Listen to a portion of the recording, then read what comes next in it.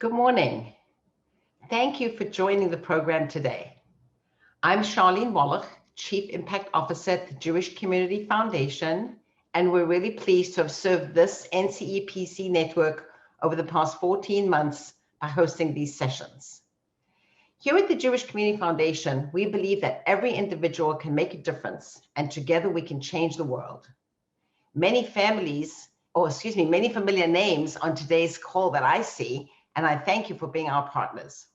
But for those who don't know us and maybe haven't experienced our services over the past many decades, we've been the largest grant maker in San Diego and currently manage over $675 million in assets on behalf of individuals, families, and organizations. We facilitate their philanthropy, match their special interests, and provide personalized granting services. We stay abreast of current issues locally and beyond, and are very proud of the reputation of trust that we have in the community. As many of you know, we've committed significant resources to our partnership with you, our esteemed professional advisor community, and are the go-to organization when our partners have questions or needs for their clients, particularly when it involves the use of non-cash assets in order to advance their charitable giving in tax-effective ways. We are creative and inclusive, so please reach out and get to know us. Our signature program for professional advisors, the TCA workshops, are already underway for 2021.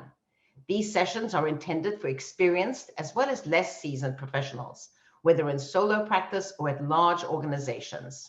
Advisors will receive tremendous value in the workshops and the network that you will become a part of. Here's a sample of the amazing local and national firms that are part of our TCA network, and we invite you to be on the list. And when you graduate, your name and firm are spotlighted on our website, in our marketing material, and in public-facing advertising that we do on your behalf throughout the year. For more information, please go to our webpage or reach out to me via email or stick a note in the chat button and I can follow up with you. Lastly, and before I turn it over to David and the wonderful presenters today, here at JCF, we read very widely about nonprofits, the world of philanthropy, as well as Jewish causes in San Diego and beyond. If you'd like to read over our shoulder and receive a regular email every couple of weeks with our curated selection of the most interesting things we run across, just put your name and email in the chat and we'll be adding you to the list. It's free and open to everybody. Now, we consider ourselves part of your philanthropic conversation with your client, and we want to be helpful in current charitable planning, as well as supporting the complex and creative opportunities in testamentary charitable estate planning. Please reach out and connect with me or one of my colleagues. Thank you for participating today, and we will look forward to meeting you in person in the not too distant future. David? Terrific. Charlene, thanks again. And thanks again to Ben, to Mara, to Ollie, to everybody over at the Jewish Community Foundation. They have been such great supporters of the North County Estate Planning Council for so long. Without you, we would not be able to have these great meetings. And the educational program, Charlene, that your organization provides is great. I think I've been through it at least twice and encourage everybody in the council to go through it. So we really appreciate everything that you do for the council and for the community. And on that note, happy Memorial Day to everybody. Welcome to another great monthly meeting of the North County Estate Planning Council. I'm David Jacobs, not Bill Super. Bill's recovering from a little bit of a health setback over the weekend, but he's doing fine. But just to relieve any stress and make sure that he is okay, I decided that it'd be better for me to do the hosting this morning. So I appreciate your patience with me as we get through the agenda. Very, very happy to have John and Doug with us this morning. Just real quick, speaking of upcoming events, July 6th, which is our next monthly membership meeting, Laurent Roux of Gallatin Wealth is going to be speaking on the unique world of Wyoming LLCs and the Wyoming private trust companies and beyond. Should be a great informative presentation. And on August 3rd, for our next monthly membership meeting, Doug Wilson of the Douglas Wilson Companies is going to continue our series on planning with real estate, and he's going to be bringing a select group of professional experts to the table on a panel discussion. Doug, thanks in advance for doing that. Doug is our sponsor this morning. I'm going to say a couple words about Doug in just a second. A couple of quick notes. Again, Bill Super, our board president, thanks for everything you're doing for us. Phil Sullivan with Sullivan, McGibbons and Associates, another great board member. Carly Harmonson with Union Bank, and Pete Tentler with Independence Reverse Mortgage Solutions. And speaking of Pete, Pete runs our organization's Trifecta program. The Trifecta is really a way for you to get to know professionals in the council outside of Zoom meetings. You know, really important, and something that I think we're all missing, you know, a lot from not meeting in person. And so at least if in the meantime you can meet individually in trifectas to learn a little bit more about yourselves, about your practices, and maybe talk about some of the cases that you're working on at the moment, would really allow people to understand a lot about what you do. Thanks again, Pete, for arranging that. And just make sure you contact Pete. His email address, I will post that. I don't have it memorized, but I will post it somewhere. Maybe he'll post it in the chat room just to make sure if anybody does want to be on a trifecta and didn't indicate so on their registration, you can let Pete know. Speaking of meeting in person, we're really trying our best to get our meetings back in person. The Fairbanks Ranch Country Club is, you know, being as flexible as they can, but it looks like after June 15th, we'll have a little bit more clarity as to when we might be able to get back together in person, but we're really looking forward to that. Hot topics. Well, we're giving our hot topics ladies the morning off this morning because they did such a great job last session. Whoever missed it really should have been a part of that, and hopefully you can view it on some of our recordings, because that was a great fact-packed session last month. Catherine Swafford, Kristen Shepard, Roberta Robinson, thank you all so much for doing such a great job, and hopefully we'll see you next month. I know you're always keeping your eyes open for hot estate planning topics. Our sponsor today, Doug Wilson with the Douglas Wilson Companies. Doug is a frequent presenter at the council and an expert in the real estate industry, both in San Diego and nationally. As I mentioned, he's our speaker in August. I do know that his website is dougwilson.com. That I can remember. Doug, if you could say a couple of words about you, about your company, and looking forward to seeing you in 2 months as our presenter. Thank you, David. Thank you, David. I appreciate that. And good morning, everyone. Doug Wilson, Douglas Wilson Companies. And pleased to be here. When I heard that John Kramer was presenting, I was very pleased to step up to be the sponsor. He was one of the first individuals on behalf of WellPoint to reach out to me when we first got involved in this group approximately 4 years ago, and he's been very gracious. So glad to support today, and good to see everybody, and glad to be coming out on the other side of what we all been experiencing. But anyway, as far as this morning, I just wanted to briefly introduce Douglas Wilson Companies, and I thought I'd provide a little background. So the next slide, please. You know, to put it in context, as I indicated, we've been really involved in the council for about 4 years. But as a firm, we've really evolved over the last 35 years. And our foundation was in development, where I moved here and developed Symphony Towers. In these subsequent years, I built about $1 billion of projects downtown and elsewhere around the city. But, you know, years ago, 30 years ago, I learned about the inevitability, unpredictability, and the power of economic cycles and the impact of real estate. And so wanting to figure out how to navigate those times, in 1989, I started what is now Douglas Wilson Companies and began to work primarily with lenders on defaulted real estate loans in economic troubles. And that happened really with velocity in the early 90s with the RTC. In the subsequent years, though, my goal was to develop an institutional platform that could handle every asset class on a national basis and could step into complex situations not just defaulted loans, but complex litigation, partnership disputes, and other contexts. And in these years that I've looked back, we've been named as a fiduciary in over 1,200 matters. Not a fiduciary in the sense of an estate, but a fiduciary in the sense of working for the court to take over real estate projects and all the complications of those projects. So what has that done? What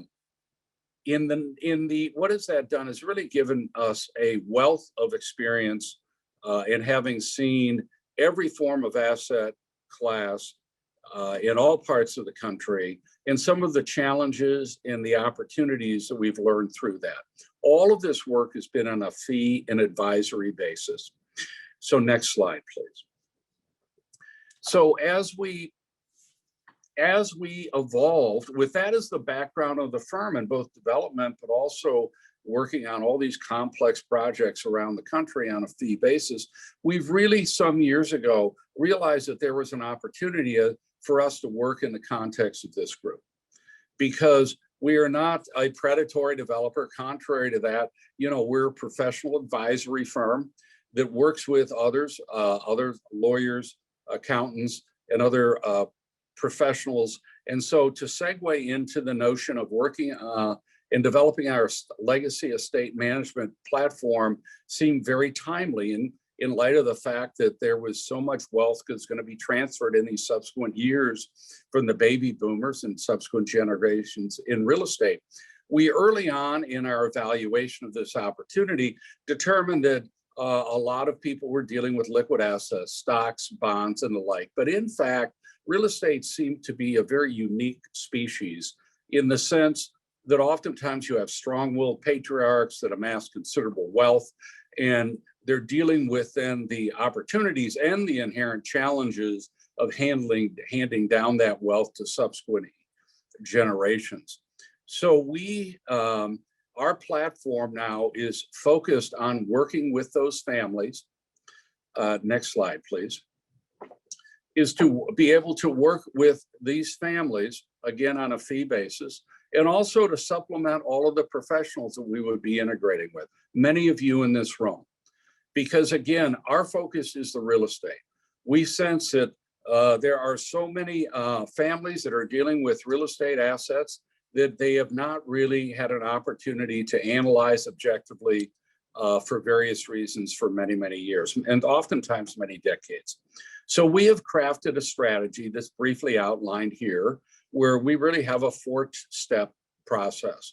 The initial step is where we come in, and each of these steps is individual. They're not coupled. They're all, one goes to the other, leads to the other rather, if everyone feels comfortable with that.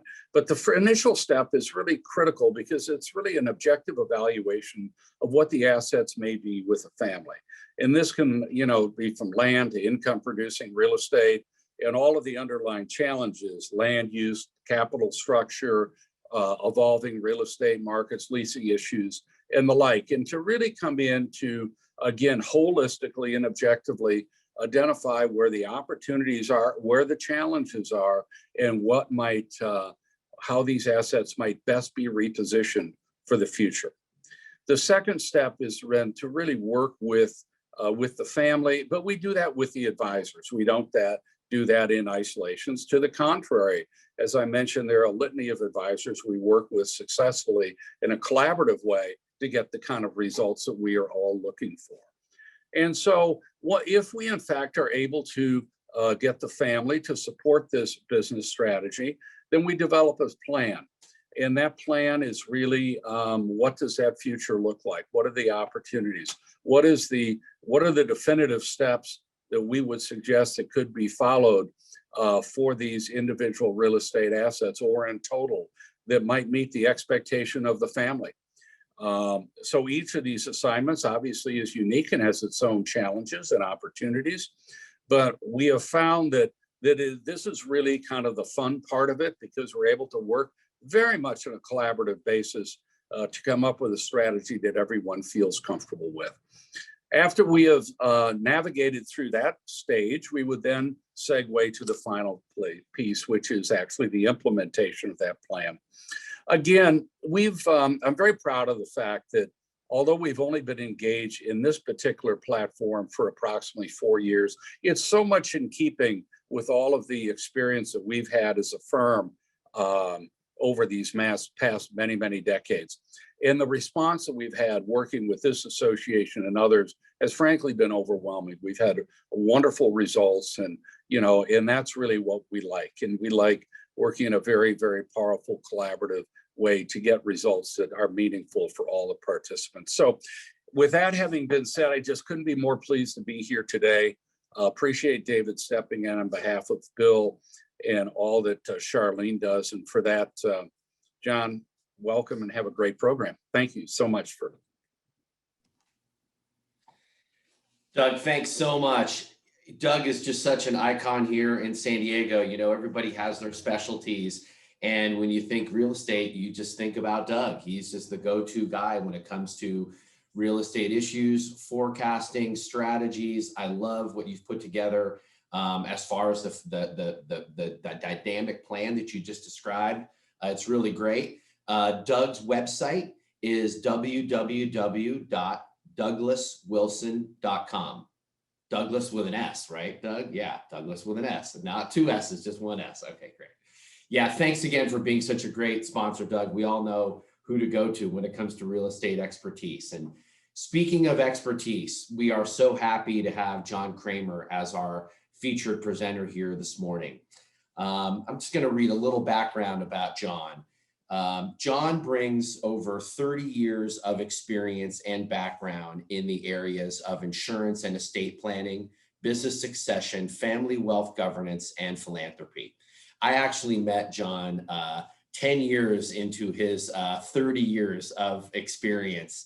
And, he and I are both life insurance professionals, and I've always found John to be just a really conscientious planner who cares a lot about his clients. He brings such a unique perspective being in a family business to the family business process planning.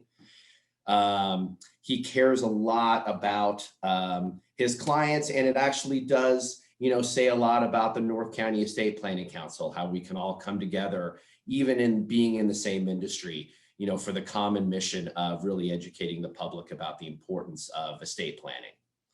John helps his clients realize their goals and objectives from a family, business, personal, and philanthropic perspective. He provides a dynamic, multidisciplinary team approach to creating and implementing innovative and efficient planning solutions. His family office and business experience comes from his role as the chairman of the Kramer Land Company, a family office operating in Southern California. That website is www.kramerland.com. All 135 family owners spanning 3 generations have Orange County business and real estate roots dating back to the 1860s. Today, the company continues to diversify the family's real estate portfolio with infill residential, commercial properties, new industrial construction, joint ventures, and lending.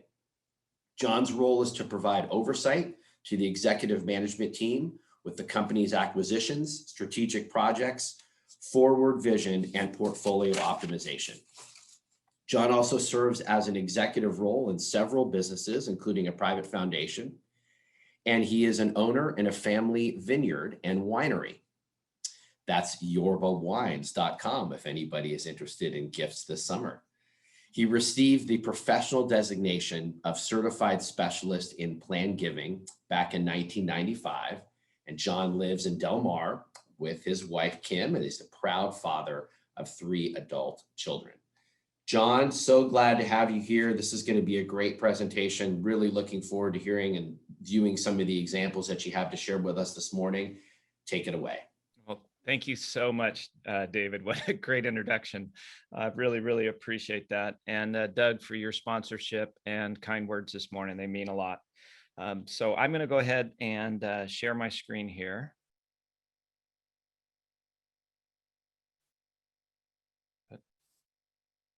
All right. Can you see that, Charlene? Yes, all good. Okay, great. Thank you so much, everyone, for being here this morning. I'm always reminded how early it is, especially after a 3-day weekend, and I really appreciate you taking time for this presentation.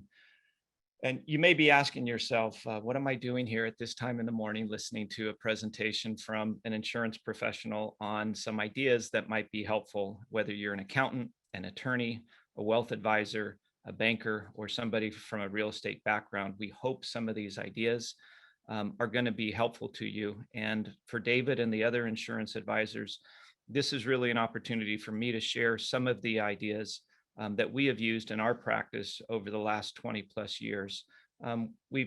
Historically, you keep those ideas quiet if they work. You don't want everybody else using them, but I think this last year has taught me a good lesson. Both about the philanthropic ideas, but also the insurance planning ideas. If they can help others, clients, if they can help our community, then they're worth sharing. So that's kind of the spirit I want to talk from today, the collaboration that Doug mentioned and the teamwork even within our industries that David had mentioned. So thank you for that.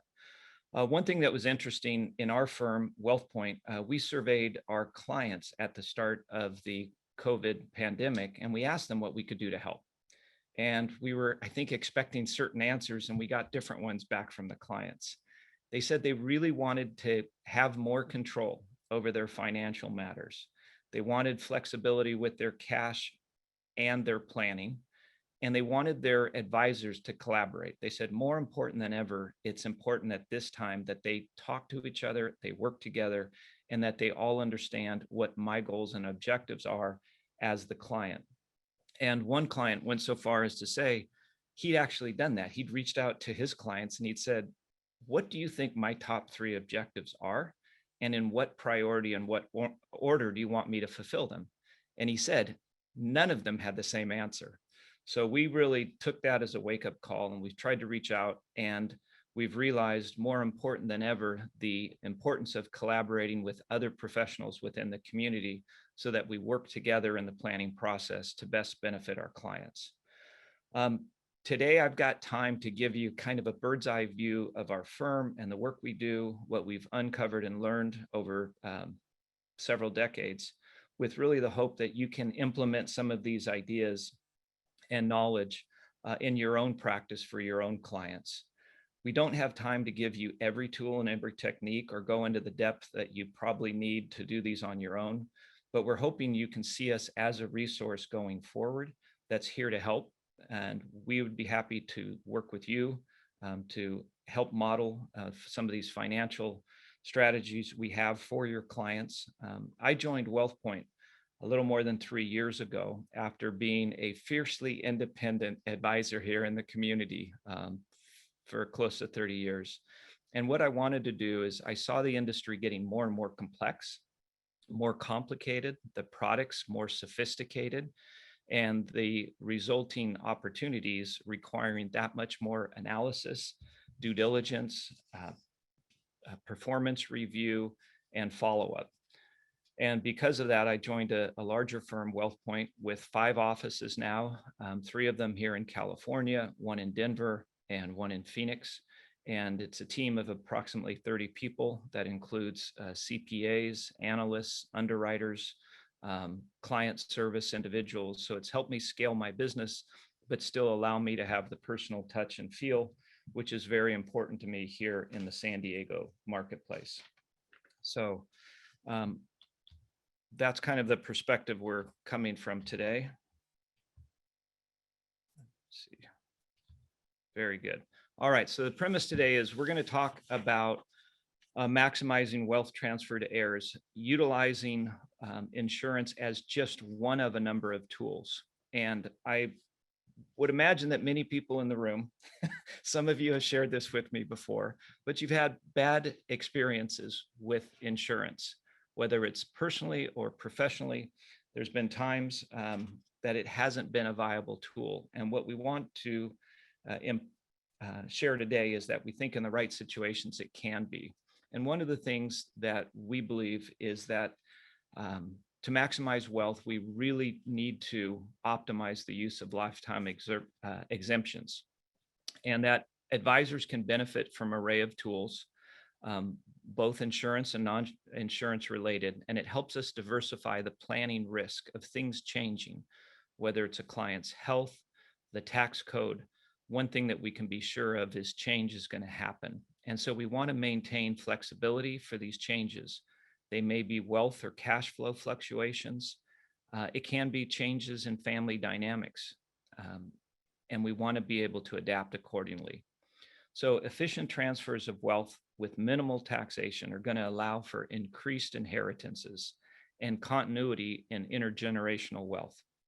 And a dynamic and well-designed plan allows for the movement of wealth not only between generations as needed, but also potentially to benefit philanthropy as estates grow and the primary needs of the family for care and well-being are provided for. It allows the opportunity for philanthropy to become part of the family's discussion, and building that flexibility in early, we believe, is critical and valuable to help increase families' net worth over time.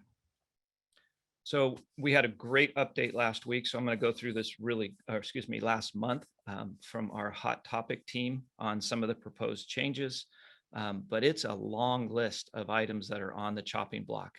Increased income taxes for individuals making more than $400,000 a year, increased capital gains for households making more than $1 million a year, literally almost doubling the federal capital gains rate, an increase in corporate tax rates from 20 to 28%, or about a 40% increase in federal tax on businesses.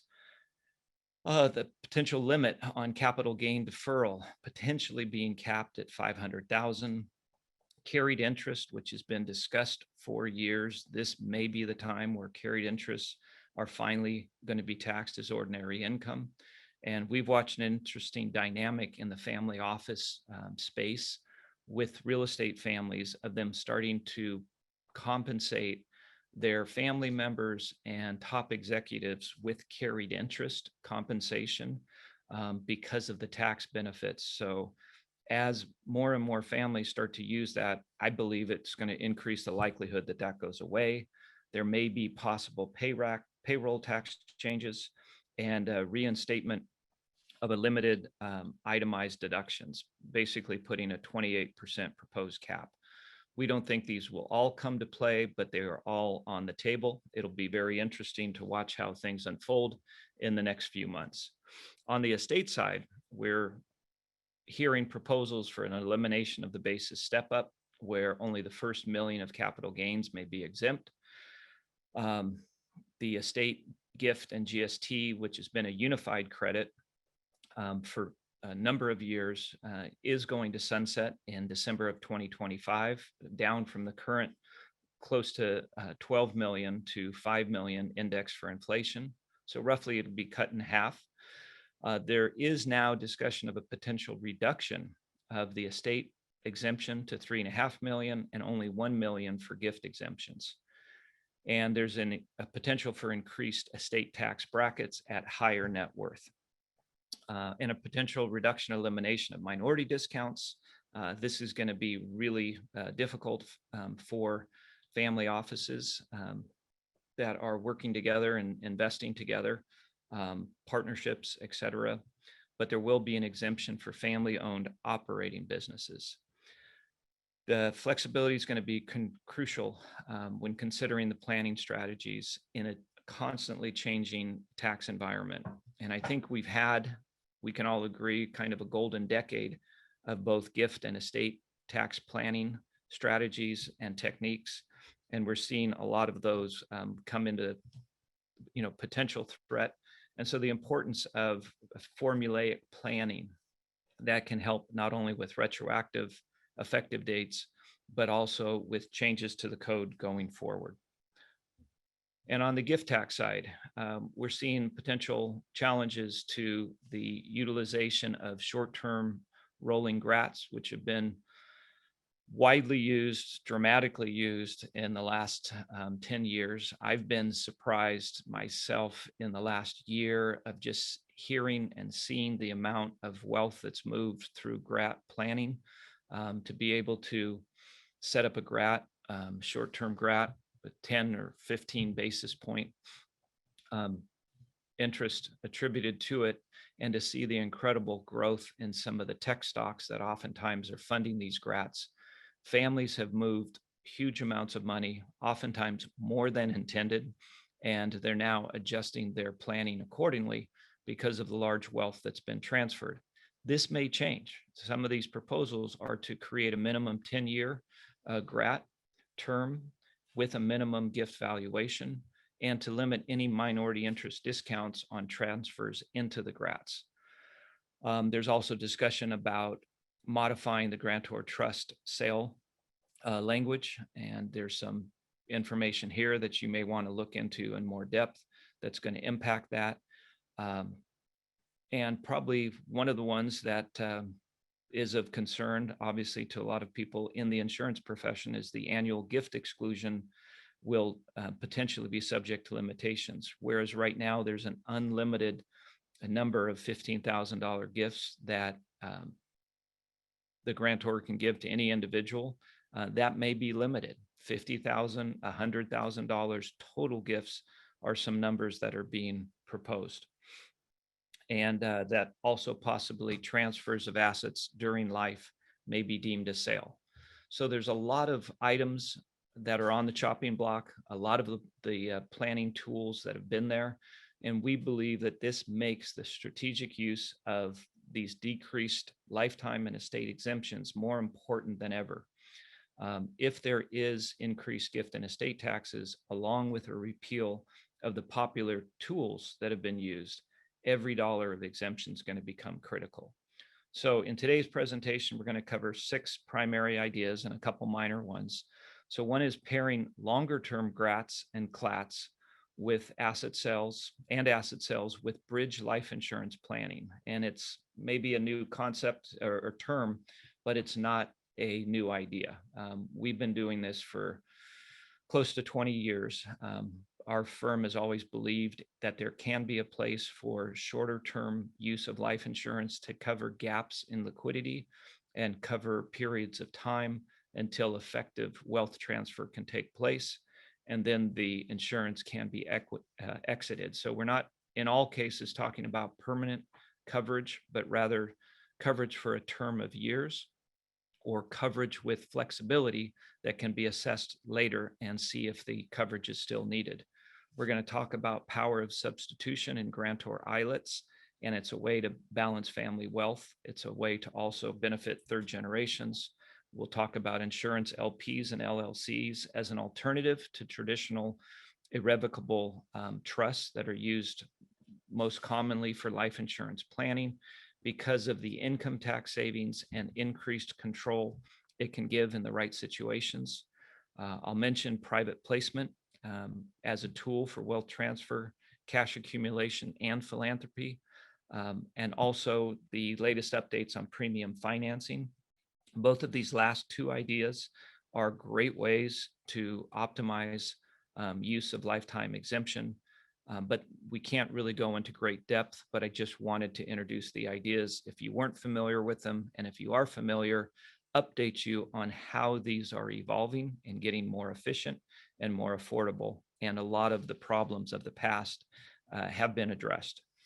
And finally, we'll talk a little bit about charitable planning as a tax strategy for cash flow enhancement and to help increase the inheritance that can be left to family members. So the first topic here is pairing Grats and Clats and asset sales with bridge life insurance.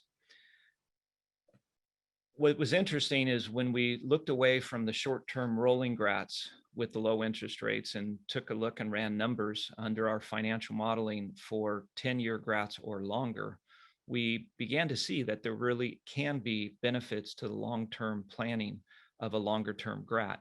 You're locking in interest rates for a much longer period of time, 10 years or more. So if we go through a period of increased interest rates, when Grats would have rolled every 2 or 3 years, we've already locked in a rate, albeit it may be a higher rate, but we are able to lock that in. When we use a long-term Grat or Clat, or we make sales of growth assets, we're going to create a high leverage use of the lifetime exemptions that are available. And we can lock in the interest rates for longer periods. And we think if you pair that with a bridge life insurance policy, it mitigates the risk of assets being pulled back into the estate. Because as you know, for either a Clat or a Grat, if there's a death before the end of the term, some portion or all of the trust can be pulled back into the estate and be subject to estate tax. The bridge insurance merely helps mitigate that risk and offsets it if there's a death in the early years. And the Clat term can be matched to an equivalent insurance term. And we can design the coverage for either the projected remainder amount of the Grat or Clat, the estate tax liability caused by inclusion of the assets in the estate, or any portion desired. There's no fixed model for that. And most importantly, there's a lot of flexibility. We can reduce or eliminate the policies over time, and we can also convert or extend them for future use, depending on the grantor's health or health of the family members that are insured. And finally, we do a lot of work with asset sales to ILETs and to family limited partnerships or LLCs in return for a note. And the assets of the underlying sale can pay the life premium. This technique is going to preserve exemption, and the proceeds earnings from the assets can be used to pay down principal and interest over time. And the death benefit can be used to pay any outstanding note balance. We utilize AFR rates for these notes, and we've begun more often actually combining different time frames for the principal pay down. So we may do a short and mid and a long-term note just for the benefits of some of the interest savings, and pay off a portion with the 1 to 3 year period, another portion of the loan in the 3 to 9 year, and then the balance of the note over a longer term note that might extend for 20 to 30 years. So those are some of the ideas that we've seen where insurance can be a short-term solution to provide a safety net, to give the gift and estate planning techniques time to work and time to shift wealth to the younger generation, and more importantly, creating some liquidity in the younger generation's hands so that they can buy assets from the estate when the liquidity is needed. Power of substitution was actually a technique an old farmer taught me, who had become a client, and we had set up an intentionally defective grantor trust for his son. It was very effective. We transferred a lot of wealth, and it only took a certain number of years where he became tired of paying $400,000 a year in taxes for his son, who was receiving $900,000 a year in income. And he pretty quickly said, you know what, I don't want to do this anymore. And so we took a look and started to unwind it and understood that we had the power of substitution, and we were able to utilize this. And it became a very effective tool that we oftentimes are looking at. We want to make sure that when we work with a traditional ILET, if we have the ability to have the power of substitution in there, as is present in many of the defective grantor trusts and ILETs, it gives us flexibility for the future because things change. And we can use this power of substitution to minimize GST impacts and benefit third generation, creating that flexibility when the generation two, the children, become wealthy enough on their own, whether through their own actions or accumulation of gifts or wealth transfer. Oftentimes, the older generation says, we've really transferred a lot to G2, and we'd like to transition that to G3. Having the power of substitution to move not only assets, but also insurance policies between trusts can be a very valuable tool. It's also a good decanting technique to move policies out of non-GST trusts or problem trusts or trusts with problem kids as a way to get those assets down to later generations. And it allows for repositioning of select trust assets. Sometimes if there's been performance or planning goals that have been hit years before the end of the trust or the designated time of the trust or the planning horizon. And 2020 was a perfect example of this. how many of us anticipated early in the year that the tech market and the tech stocks would perform as well as they did? Some stocks performing at 50, 70, 100% returns, and ones like Tesla, at over 700% return during the course of the year during certain periods, couldn't be envisioned. So to have the ability to substitute assets to perhaps slow down the growth of a successful trust or speed up the benefit of one. And we'll go through some ideas that we've used on this that I think will be helpful to you in your own planning for your clients. Most importantly, this power of substitution can help reverse family business asset transfers. We went through this at the end of last year on behalf of one of the firm's clients in Arizona. They had transferred assets, not a large amount, but a good portion of the family business to the children, and they regretted it. It wasn't working. They knew it was good estate planning. They knew it was good wealth transfer, that it was a good plan for gifting to the kids, but it wasn't working from a practical perspective from the parents' point of view. So they wanted to reverse this. Fortunately, we had the power of substitution. And even though it wasn't what we would advise from an estate and gift planning perspective, it made sense from the family dynamics and the family relationship to reverse that earlier gift using the power of substitution and get the family assets back in the parents' hands. So sometimes having this feature can allow us to reverse not planning that was done wrong, but maybe planning that's not fulfilling the family's objectives. So we always try to build flexibility in when we can.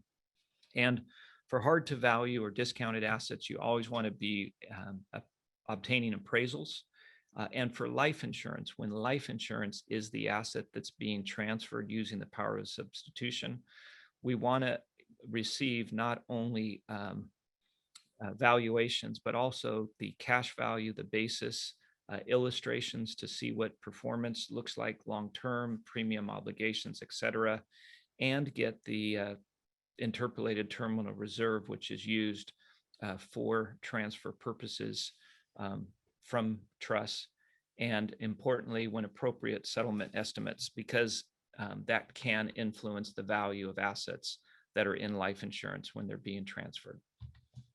I wanted to say something too regarding questions. We're going to have invite you to post questions on the chat and hold questions until we get to the end of the presentation. Hopefully I'll address some of those questions in the course of the time here. So here's a case study on the power of substitution. This one doesn't involve insurance. I worked with an attorney and helped him to understand the valuation techniques on insurance. And then he came back with a really interesting scenario for another one of his clients that I'm helping with the insurance, but the insurance isn't the asset that's being moved. Here's an example of what we call basis step up using the power of substitution. And we're combining this with a charitable gift. The family had appreciated assets in an irrevocable trust, very, very low cost basis assets that went back actually generations. And there were substantial tax issues if these assets were going to be monetized. And because of the volatility in the market, there was an interest in monetizing these assets due to acquisitions that were taking place within the underlying investments, the companies that made up the assets in the trust.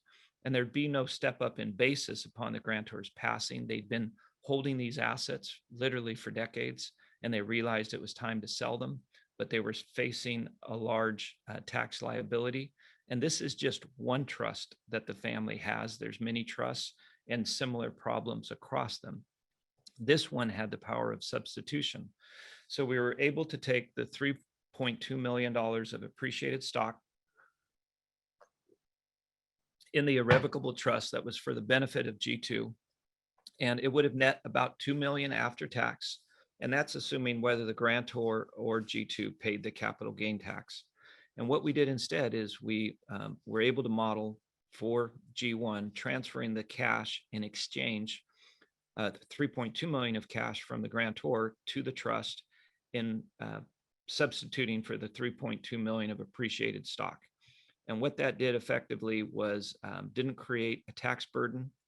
And the grantor did want to make a gift to charity, figured they could make a gift to charity at the end of their life. They were prepared to pay the tax if the trust liquidated the assets. That would enable them to give about $2 million to charity. But by using the power of substitution, we were able to increase that by about 60% to a $3.2 million gift now of the appreciated assets that have come out of the trust, are given by the grantor to charity. The tax deduction in the state of California creates about $1.7 million in tax savings, which was very close to what she anticipated being able to do in the testamentary bequest. But this money's still in her hands. So she's come out ahead. The charities come out about $1 million ahead.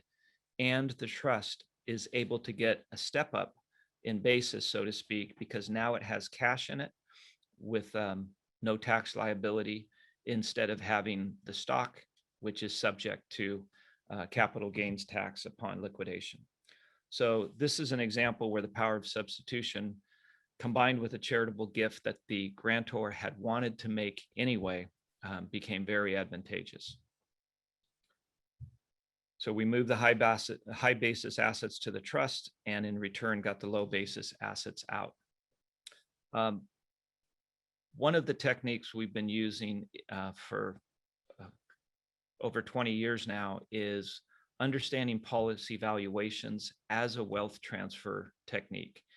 And so I wanted to go through this briefly and give you some ideas, and more importantly, direct you towards some resources that might be helpful to you long-term. There's several different valuation methodologies for insurance, and this is covered under several sections of the tax code, whether it's for gifting, whether it's to individuals or to trusts, whether it's based on compensation for services, or whether it's around distributions from qualified plans. There's different formulas, there's different techniques for valuation, there's different valuation techniques called for depending on the timing of the gift and the purpose of the gift or the transfer. So the first one that's used most frequently is ITR, or interpolated terminal reserve. And this is used for gifts, trusts, and to a lesser extent for business and compensation. The interpolated terminal reserve is a number that the carrier uses, but it's actually very complicated because carriers can actually use 4 different formulas, whether it's the tax reserve, which they use for their corporate income tax return, their statutory insurance reserve, which is used for their state insurance regulators, the AG 38 rates, which are used specifically and exclusively for their no lapse guarantee products, or their minimum deficiency reserves, which also increase the reserves, increasing the value of policies.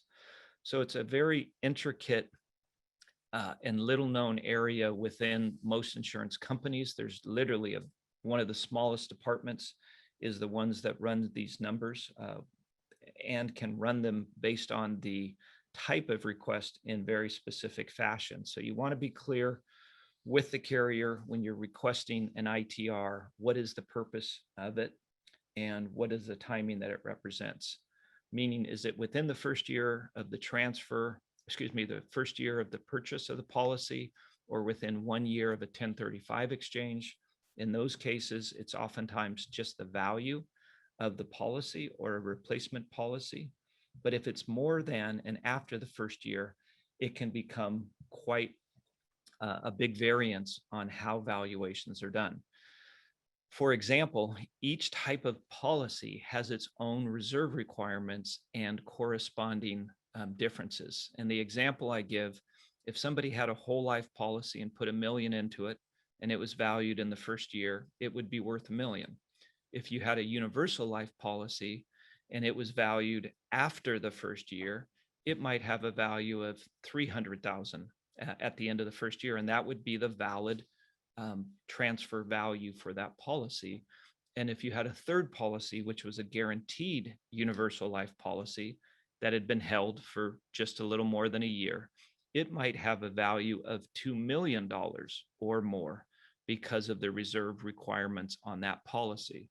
So you can see how a family combining several different policies for purposes of diversification can also use that to their advantage as far as transferring wealth, establishing insurance partnerships, varying the size of the capital contributions that different members make to achieve desired gift and estate planning objectives, in addition to just creating liquidity to pay for family estate taxes. So that's something that we've done, and we'd be happy to help explain in further depth. The fair market value of policies is based on a market approach of a willing buyer and willing seller. But because of the nature of insurance, it can be difficult to determine for most appraisers. There are some appraisers that specialize in this, and you can use the fair market value for transaction purposes. But you need to be careful. Some of the advisors have been trained to make valuations extremely low. They're hard to defend, and that's typically the only ones they do. What you want to look for is appraisers that take a broad approach, that appraise policies for all types of reasons, including compensation for services, distributions from qualified plans, as well as charitable gifts of policies. We think those appraisers are the ones that will have the highest likelihood of defending the valuations that are given. Settlements oftentimes come up. The ability for policies to be sold in a secondary market when there's impaired health or older ages of clients. And in the settlement market, one can get bids on valuation. But again, to have these be supportive in the tax courts, you want to make sure that you're working with some of the reputable firms out there. You want to be working directly with buyers, I believe, versus going through brokers to really be able to establish the best valuation techniques. And that's another area. If you have clients that are going through this, we can help advise on that to make sure that we're coming up with valuations that are appropriate. In the area of qualified plans and policy valuation, there's been a lot of developments in the last 20 years. Prior to that, prior to 2004, individuals and carriers could and did design specific products that had what was called springing cash value. So if you had money in a qualified plan that could be transferred to a profit sharing plan, you were allowed to buy life insurance inside the profit sharing plan. That policy could then be distributed out of the plan as a benefit. So there was an exemption. It wasn't taxed as income if you purchased it, and if it was distributed without compensation for the value transfer, then it was just taxed as per the value of the policy. And until 2004, the cash value was used as the value, and carriers would have special surrender charges that would compress the value. They would transfer the policy out after several years, and then the policy would spring back, leaving the family with most of the value that had been paid in with pre-tax dollars. Well, this became a huge income generator for the insurance industry. It became abused, where agents would sell 3, 4, I've seen even 6 times the death benefit that was needed, just as a way to compress that cash value even lower. I've seen examples where $1 million, more than $1 million, was paid into a insurance policy inside a profit sharing plan and transferred out for a value of $1,000 to $10,000. That was a very extreme example of what was happening. So the IRS put an end to it. They issued Revenue Procedure 2005-25, and it was established to prevent abuses on the transfer of life insurance from qualified plan. And they created a general rule to use the greater value of PERC or ITR for distributions from the plan. So I've already discussed what ITR is, but PERC is premiums plus earnings less reasonable charges. And by choosing the lesser, forcing qualified plans, profit sharing plans, to use the greater value it helped diminish the abuse. What's interesting is we have a new partner in our firm who's done nothing but this for many years. He does about 100 plans a year. And he states that even following the safe harbor that the IRS gives, there's still a 25 to 40% discount that can be realized by buying insurance inside a profit sharing plan and then distributing it out from the plan for a purchase. But again, it's not as egregious as in the past when that discount was maybe as high as 90 to 99%. So it still works. It's still a valuable tool, but you want to make sure you follow the rules on the valuation very accurately to support the transaction. So I was making the point that different types of policies create different reserve requirements, and that affects values. So this is something to think about and study as you use either power of substitution or decanting a policy. It's something to think about that you may need to be flexible. If the policy has a very high valuation, you may still want to do the decanting, but you're going to have to transfer in a very a high amount of assets to replace that value. And if the value is very low, that can be advantageous if you're trying to move it down generations to younger people. So again, understanding these valuations before you establish a plan is very important. Sometimes we see advisors develop a plan before they've checked the valuation. It's very easy to get the carriers to provide you these valuation estimates up front. More importantly, what gets confusing, the reserve calculations and formulas differ by carrier. So you can't assume just because one carrier appraised a term policy or a universal life policy one way that the next carrier will do it exactly the same. One of the things that we have available is a white paper. It's very good. It's very thorough. It quotes all the code sections and rev procs that are needed to understand the valuation of insurance. There's still work to be done, as this is a work in progress, especially in the area of charitable giving of existing policies. But it is the best white paper we've found to date. And I'd be happy to share that with anybody that's interested after the meeting. Here's an interesting case study just to show you how it can work. A family-owned company had a $41 million policy on the majority owner. It had been purchased for buy-sell coverage and key person purposes many years ago, but it was no longer needed for that purpose. The majority owner had a taxable estate of 100 million, more than 100 million, 50 million, and the policy was going to increase the size of her taxable estate by approximately $25 million. So there was a motion and a wish to get this out of the business and to do it with a thoughtful process that would benefit the second generation. There was a goal to keep the insurance in force, and to do this in a way that the insurance could remain to be used for purchasing assets from the estate. In other words, keeping that liquidity available for estate taxes, but doing it in a form and fashion that enabled this extra $25 million of future increase to the estate to be provided for.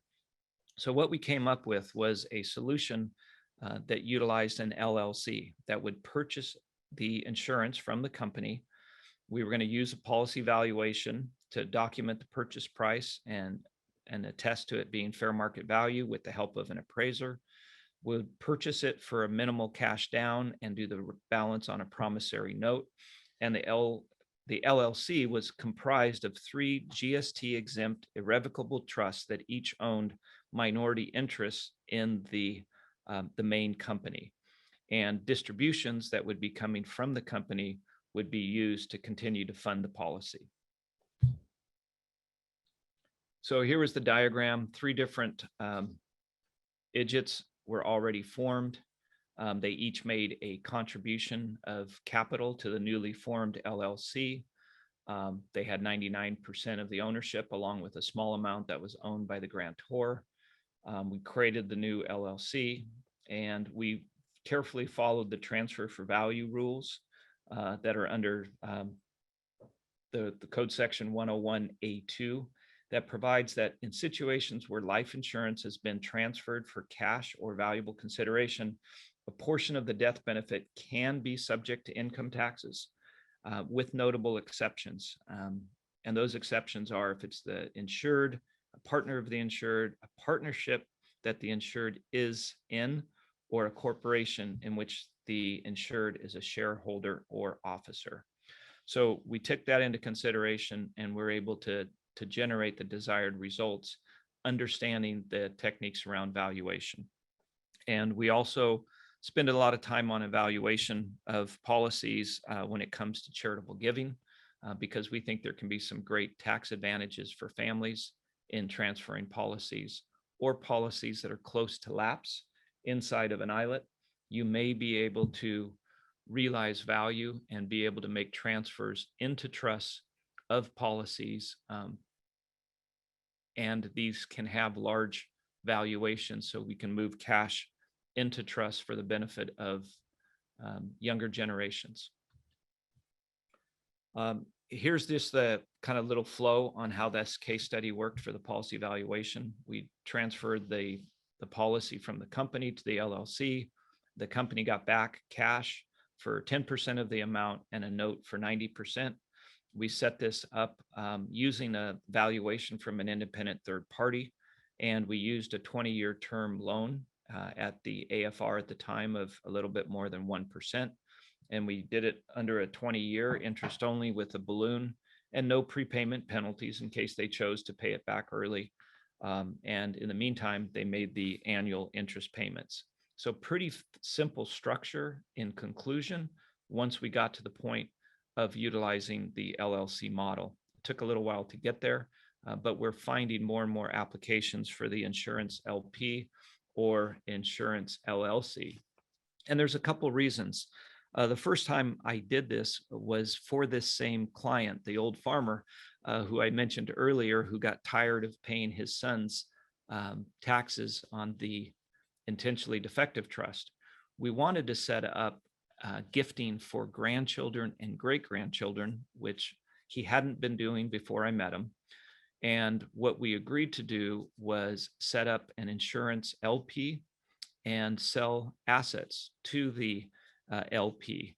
And he pointed out to me that he at the time was in a 45% tax bracket on a couple $1 million a year of income. He only spent about $10,000 a year as his home was paid for. He lived by himself. It was very simple. His wife had passed away. And every fourth year he brought a new car, and that was, after trade-in value, about another $10,000. So he had very, very little cash flow needs and a high level of income that he was paying at the time around 45% or north of that every year. And he brought up the idea of, well, what if I had the grandkids and the great-grandkids become owners in some of my assets? They'd probably be in lower tax brackets. And we did the analysis for him. And by doing this, we were shifting out of a 45% tax bracket into anywhere from a 15 to 25% tax bracket. So the family was saving about $200,000 to $300,000 per million by utilizing this structure. And we did this instead of using a traditional insurance trust where the maximum tax bracket is reached after only $13,000 a year in income. And most importantly, the partnership doesn't have to distribute all of the earnings. They can withhold as much as they want. They can distribute enough to pay taxes, and any cash that's retained was being used to purchase insurance, and it was buying assets from the old timer, and that was helping to transfer his wealth, freeze the size of his estate, and really build multi-generational wealth for the family.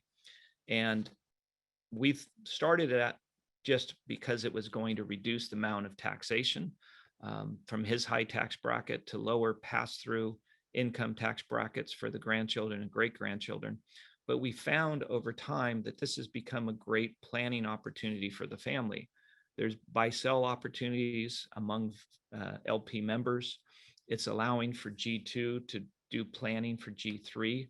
When they're ready to, they can start gifting these assets. In effect, it's a pre-planned estate plan for G2. And exiting partners can be subject to discounts if you want to establish that through the operating agreement. There's flexibility. There's a lot of control at who's sitting, that sits in the hands of the general partners. We went through this process initially looking at the son as being the general partner, but it became pretty clear from the client's perspective, from the patriarch, that he did not want his son in this role, and that he brought his two of his four granddaughters on, and they've really risen to the occasion and become great general partners leading the family business. It's also been a great way to deal with one of the problem grandchildren who had been very antagonistic in the past, has actually, I think, learned to get along differently when she understands that she's not in control, and she understands that she's being watched, so to speak, through this process. And it's been a great estate tax freeze. We had a case study here recently that I thought would be good to show. We oftentimes see clients that have done planning over the years with different attorneys, sometimes with different insurance agents, sometimes at different times in their career and with different businesses. And because of that, there can be a lot of complexity over how trusts are funded, especially when there's insurance inside of them. Are they pre-funded? Are they funded through annual giving?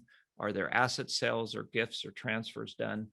And if there's later marriages, it just adds to the complexity. And this was the situation we had here. One child from a later marriage was being left out of the majority of trusts. The way the insurance was set up, some policies were due to lapse because they hadn't been funded adequately. And because there were different agents, no one agent was watching all of the insurance. So he came to us wanting to extend the current policy and allow for all of his children to get some benefit of the planning that had been done in the past. But he also was crystal clear that he didn't want to do any more funding. Even though some of the trusts were underfunded, he didn't want to put any more money in. So we went back to the drawing board and we came up with the insurance LLC as a way to consolidate or pool all of the assets, all of the insurance that was in varying trusts. There was 5 trusts total. And we were able to go through a model here that I'll show you. So we had 5 different trusts, each of them holding life insurance. And what we did is we took the valuation of each of these policies, as well as any stock or cash that was in the respective trusts. And again, remember, all formed at different times, all when there was different companies in mind through the valuation and transfer process. And then again, a second marriage late in life, which brought an additional son into the picture. So we've got 4 beneficiaries of 5 trusts, and one of those beneficiaries only in trust number 5. So we combine the assets, and there's a little description here on the valuation techniques we used. But again, it was done with the interpolated terminal reserve on all 5 policies. This is the kind of summary that we do for clients. This is really representing dozens of pages of work and much analysis on each of the individual policies. But we try to put this all in summary format. The first red line representing where the insurance stood when we walked into the room, about 16 million of coverage. And most importantly, trust number 5 was going to be extinguished before life expectancy.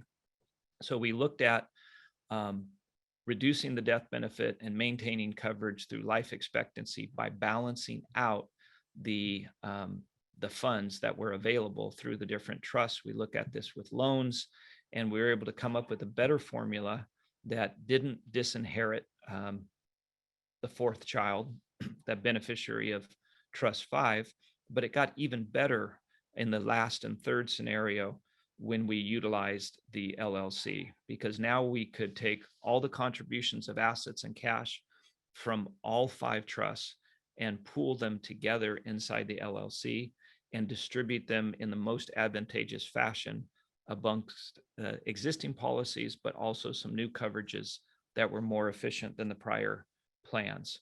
And we came up with a good solution for the family. I want to visit just on a couple concepts quickly. Don't have time to go into great depth. Each of these areas would deserve their own hour of your time, and we'll have to do it some other time. But private placement is a type of life insurance that you may have heard of. I've heard about it for over 20 years, but I've got to admit, it's been very little utilized in the Western US. It's more commonly utilized on the East Coast, but it's becoming more prevalent, and I'm sure you'll hear about it more, because it's basically a very advantageous way for families to handle their investments, but do so inside of an insurance product that gives them access to institutional investments. So rather than off-the-shelf funds that are provided by the carriers in a variable policy, you're able to design a bespoke or custom designed investment portfolio that can exactly match what your wealth manager currently uses. In fact, you can keep your current wealth manager, still compensate them just as they're getting compensated now to manage your portfolio in a taxable environment, but do it inside of a separately managed account that's custodied by either Charles Schwab or Fidelity, but it's done inside of a tax efficient insurance wrapper.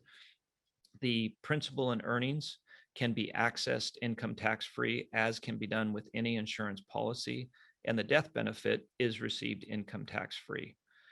And it can be structured to be estate tax free if you want to utilize a insurance trust for doing that. And this private placement complies with all the code sections 101, 72, 817, and 7702.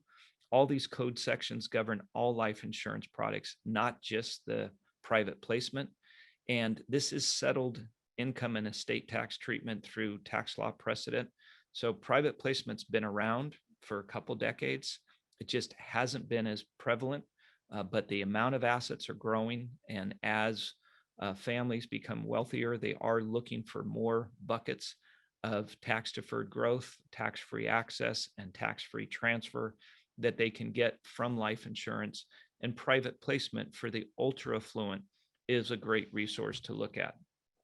Most importantly, it negates insurance carrier solvency risk, as the assets are custodied at a custodian of the RIA's choice. So they get to keep their same investment advisor, and it's not an asset of the insurance carrier. Thus, it's not subject to creditors.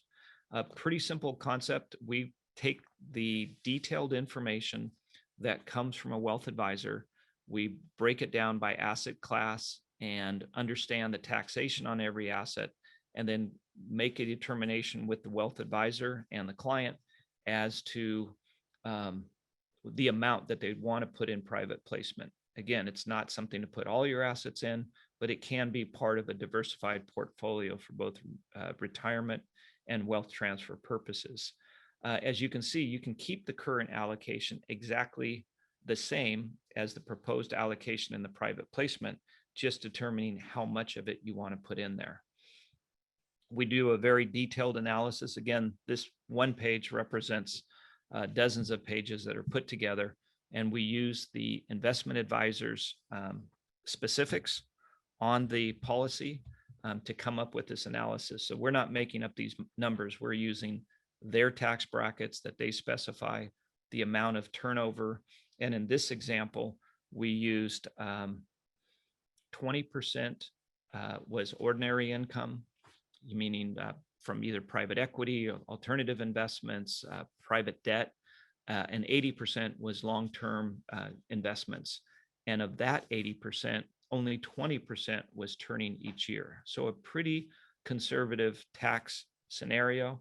And as you can see here, the difference signified here in the red box is that for an individual age 50, putting $5 million inside of private placement out of a larger portfolio over his life expectancy is able to generate approximately $20 million of extra advantage after tax from the private placement versus investing in a taxable traditional investment account. And this is exact same investments. You're utilizing the exact same allocation, the exact same advisor. You're just doing it inside of a tax advantage wrapper of private placement. And if you think about it, putting higher tax assets into private placement makes the most of the tax efficient nature of life insurance.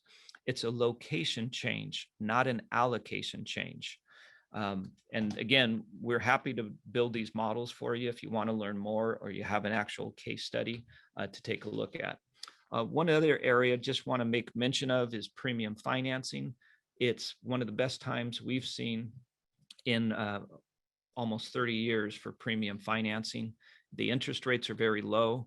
The lenders have gotten much more sophisticated. Almost every wealth management firm, the major firms, have a premium financing resource within the firm for helping with this. And again, if you haven't looked at premium financing or you've had bad experiences, we'd be happy to talk to you about what we believe are the right ways to set it up. And again, premium financing is just a tool, and you want to make sure that you're working with people that have adequate resources to be utilizing premium financing. Unfortunately, it's really a tool for the affluent. It's not a tool to help someone that can't afford insurance to buy it. It's a tool to help somebody that has adequate wealth and adequate collateral utilize inexpensive financing to fund their long-term insurance needs. And with exemptions potentially getting smaller and shrinking, premium financing is going to be more critical than ever. And also remember that when you look at premium financing, you can also look at an intra-family loan to do the same thing as external premium financing. And you can actually use the external modeling to help you understand how an intra-family loan at AFR rates can benefit the family.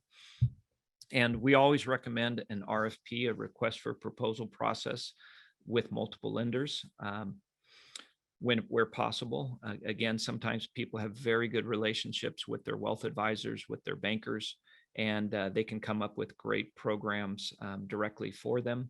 But we can also provide a resource to a broader sampling of lenders if they want to take a look at that. And we do that by evaluating not just interest rates, but also note terms, credit spreads, collateral issues, fees, and financial reporting requirements, which can be very onerous for premium financing. We put together some ideas here on both client profiles and net worth and collateral needs. We put together a little premium financing diagram there. It's pretty straightforward.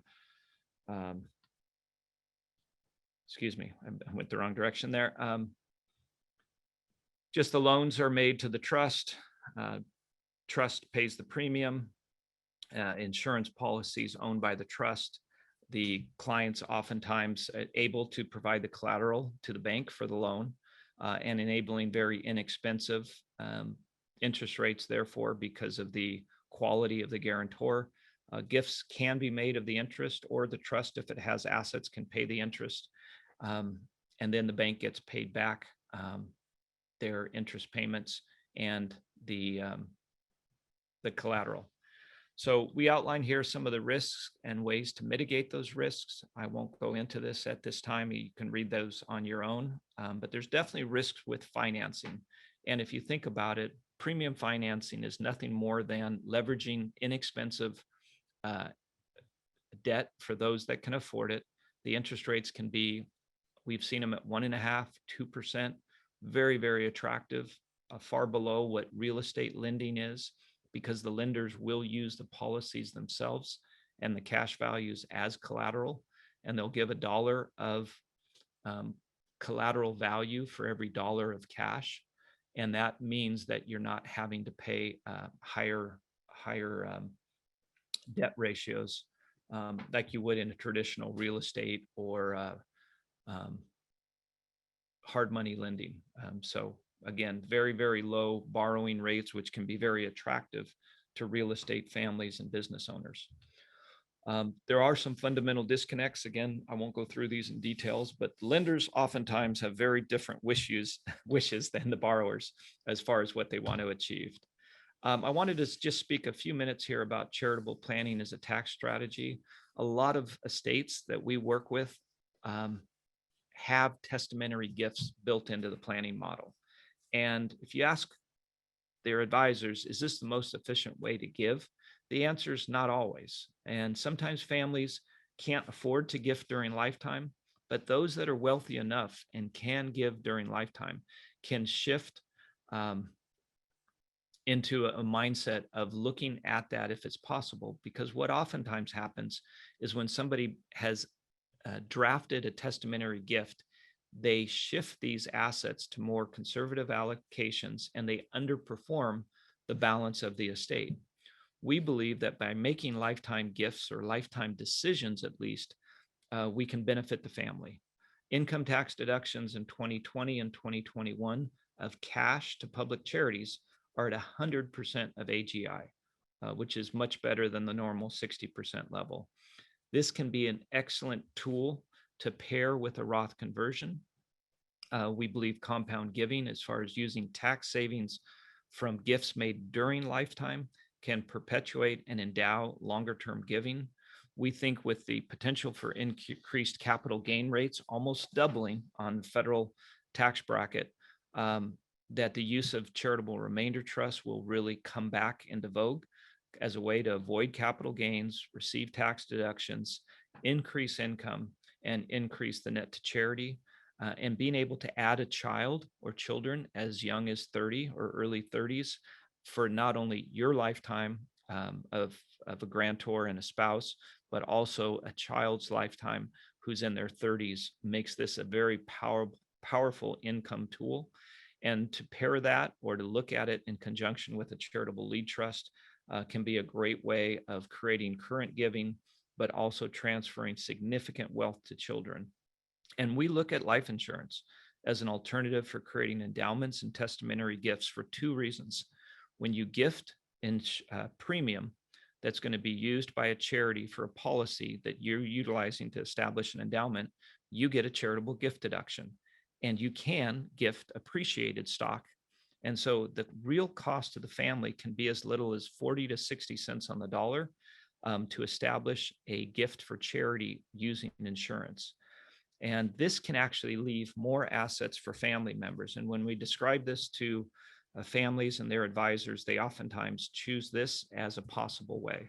And here's just a real simple example we gave of somebody who had planned to leave $2 million in their will, instead giving it during lifetime and doing it in 2021 so that they can combine it with a Roth conversion. So you make your charitable gift that you were going to give from your estate, give it during your lifetime, you generate a $2 million tax deduction. You use that tax deduction to offset a conversion of $2 million from a taxable qualified plan into a tax-free Roth IRA. We then show what happens at the end of the 10-year term up after death, that you basically have twice the amount of money in a Roth IRA that you would in a traditional IRA. And if a family member used that for their own retirement 30, 40 years down the road, how it will always be virtually double what it would have been otherwise. So making gifts during lifetime can have tremendous value to the family. We gave a little summary here just because it wouldn't be a good insurance presentation, and I hope this outline is helpful to you, but we talk about the issues. There are issues in the insurance industry. We've all heard about the cost of insurance going up, and dividend yields and interest coming down, reserve requirements affecting guaranteed policies and the pricing of them. And I think it's really important more than ever to understand policy performance, and probably most importantly, longevity risk for our clients. The more affluent our clients are, the longer their life expectancies are, and the longer they're going to have to pay for insurance if they want to realize a benefit. So the sooner you can plan for that, the sooner you can model for that, the better you can be prepared long-term. So we give an idea of some of the issues, but also methodology to solve those issues. And this is a helpful little slide as you're going through and you're looking at the different types of policies to understand what the potential issues or black boxes are. And there's ways to address these that we'd be happy at any time to speak to your firm about. on behalf of one of your clients. We're always here to help and provide some additional information.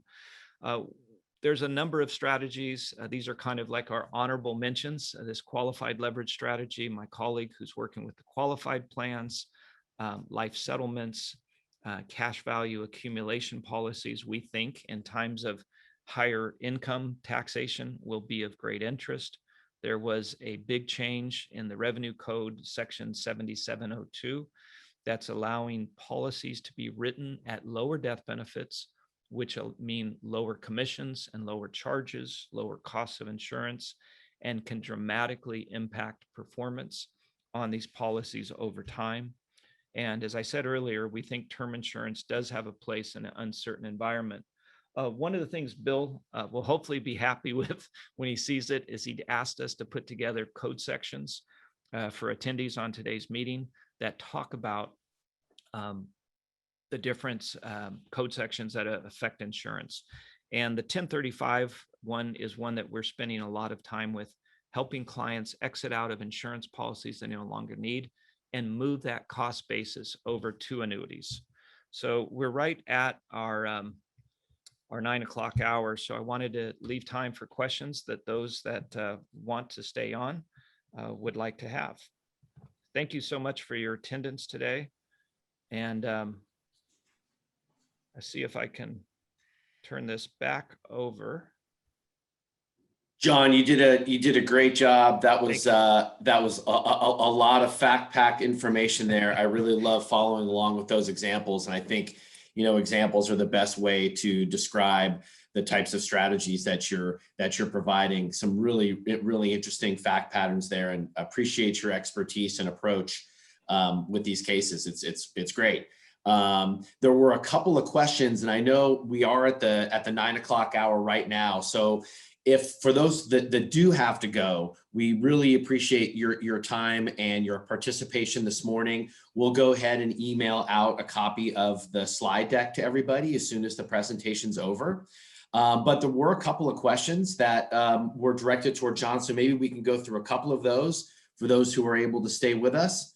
For those who aren't, we'll see you in July. And thanks for your participation.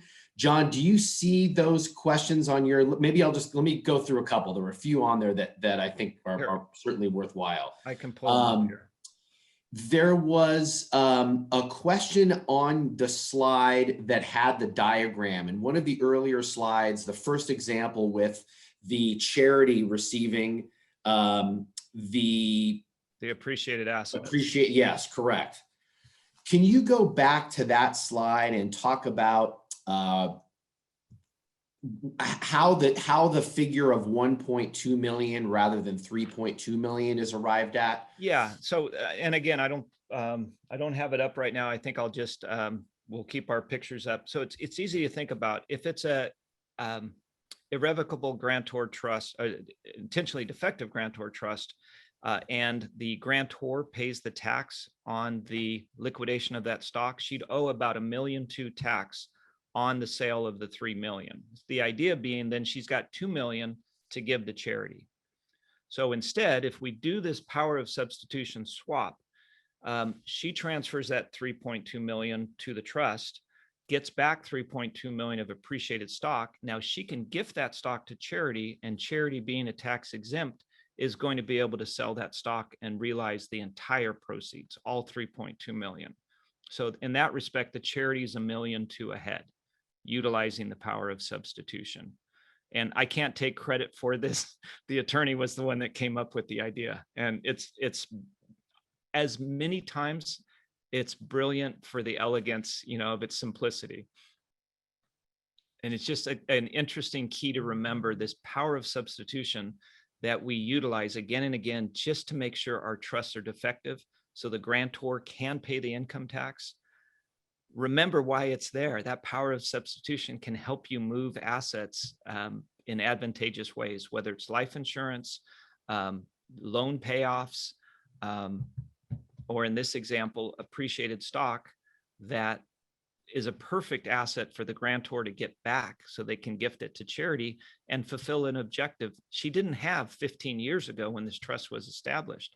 but 15 years later, she is ready to benefit charity, and she's looking around her portfolio, doesn't have that many appreciated assets. This is a perfect opportunity for her to get those assets back in her hand, and it creates what we call a step up for the kids. They now have cash in their trust instead of appreciated assets.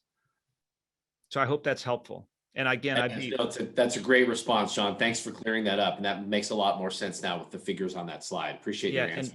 And because she gave more, instead of just 2 million cash, she gave 3.2 million. She ends up with an extra $600,000 in tax savings. So all of this, everyone thinks about gifting as giving up something, but you also receive.